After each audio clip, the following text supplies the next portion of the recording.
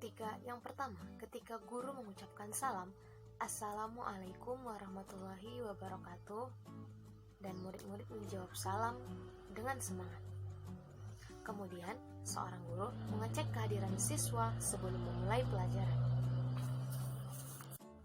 Kemudian, sebelum memulai pelajaran, kita melaksanakan doa terlebih dahulu yang dipimpin oleh salah satu orang siswa. Kemudian, si pendidik ataupun guru mengecek kesiapan peserta didiknya dalam belajar, baik dari segi pakaian, segi tempat duduk, maupun hal-hal yang berkaitan dengan proses pembelajaran nantinya. Selanjutnya, seorang guru menyampaikan tema yang akan dibahas pada hari itu. Pada kali ini, tema yang digunakan adalah tokoh dan penemuan. Yang pertama, seorang guru menjelaskan ataupun mengenalkan tentang Michael Faraday. Nah, anak-anak ibu sekalian, Michael Faraday adalah orang yang menemukan arus listrik.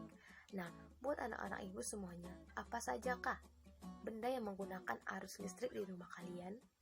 Nah, dari pertanyaan itu, maka seorang guru dapat mengetahui respon dari peserta didiknya. Nah, siswa-siswanya tentunya akan menjawab apa saja benda-benda yang menggunakan arus listrik di rumah. Seperti bisa saja peserta didik menjawab benda seperti setrika, televisi, magic, kemudian radio, komputer, dan lain sebagainya. Kemudian, setelah mereka mengamati, kita dapat menanyakan kepada mereka apa-apa saja benda menggunakan arus listrik tersebut dan apa saja anak-anak kegunaan dari benda-benda yang terdapat di rumah Edo. Nah, dari pertanyaan itu, maka peserta didik dipersilahkan untuk menjawab dari hasil pengamatan yang terdapat dalam buku. Nah, kemudian seorang guru menyampaikan kepada peserta didik bahwa apakah anak-anak ibu sekalian dapat merasakan manfaat dari penggunaan arus listrik sama yang seperti yang digunakan oleh Edo. Nah, dari pertanyaan tersebut, maka murid-murid ataupun peserta didik kita dapat mendiskusikan apa-apa saja manfaat arus listrik yang mereka dapatkan dalam kehidupan nyata mereka. Kemudian, seorang guru memperkuat ataupun menjelaskan bahwa banyak kegunaan arus listrik dalam kehidupan sehari-hari. Contohnya dengan arus listrik, kita bisa menyalakan televisi, kita bisa mencuci pakaian, kita bisa menyetrika pakaian, kita bisa memasak nasi, kita bisa bermain komputer, dan lain-lain sebagainya. Nah, kemudian setelah itu, seorang guru mempersilahkan peserta didik untuk mempresentasikan ataupun menyampaikan hasil dari kegiatan yang mereka amati dari pertanyaan-pertanyaan yang telah diberikan tadinya. Nah, dari situlah seorang guru menguatkan bahwa setiap orang itu bebas mengeluarkan pendapatnya. Itu merupakan hak yang dimiliki oleh setiap orang. Ia bebas mengeluarkan pendapatnya. Maka dari itu, kita beralih ataupun membahas tentang hak-hak yang dimiliki oleh seseorang. Nah, kemudian hak-hak ini terdapat dalam kehidupan sehari-hari, baik ya hak dalam keluarga, hak dalam bermasyarakat, maupun hak di sekolah.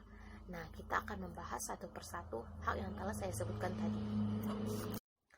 Nah, setelah itu kita juga mempersilahkan siswa untuk menyampaikan hasil yang telah ia dapatkan tadinya, baik ia dari teman maupun dari penjelasan guru yang telah ia dengar. Kemudian kita ajak siswa untuk mengamati benda-benda yang ada di sekitarnya. Maka kita ajak mereka untuk menemukan benda-benda yang berbentuk lingkaran. Nah, dari situ siswa dapat menemukan apa-apa saja benda yang berbentuk lingkaran, seperti jam, seperti lem, seperti ini. Nah, bisa saja seperti piring, gelas, dan lain-lain sebagainya. Nah, dari situ kita dapat menjelaskan kepada mereka tentang lingkaran. Nah, baiklah, langsung saja kita bisa menjelaskan kepada mereka. Yang pertama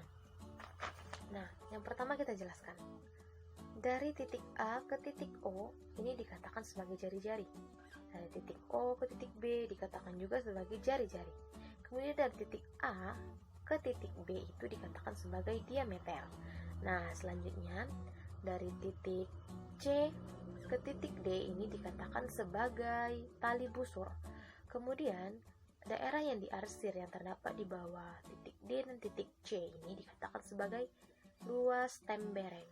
Kemudian daerah yang diarsir antara titik A, titik E, dan titik D ini dikatakan sebagai juring. Kemudian suatu garis yang dihubungkan sehingga membentuk lingkaran ini dikatakan sebagai busur. Nah, dari media ini kita dapat gunakan untuk pembelajaran lingkaran, ataupun kita dapat membawa lingkarannya langsung ke kelas. Dan salah satu contoh caranya adalah menggunakan media gambar seperti ini. Kita dapat mengajak mereka untuk menyanyikan sonorisasi sesuai dengan interval nadanya, seperti dari rendah ke tinggi, seperti ini: do, re, mi, fa, sol, la, si, do. Nah, dari rendah ke tinggi dan dari tinggi ke rendah: do, si, la, sol, fa, mi, re, do. Nah, dari sini kita ajak mereka satu persatu untuk melakukan ataupun menyanyikan sonorisasinya sesuai dengan interval nadanya di depan teman-temannya. Kemudian kita melakukan penilaian hasil belajar dengan cara melakukan tanya jawab ataupun melakukan post test yang terdapat di akhir pembelajaran. Kemudian langkah selanjutnya untuk menutup pelajaran, kita dapat mengajak mereka untuk menyanyikan sebuah lagu, baik ya lagu nasional maupun lagu daerah. Kemudian yang terakhir kita ajak mereka untuk berdoa bersama-sama untuk menutup pembelajaran pada hari itu.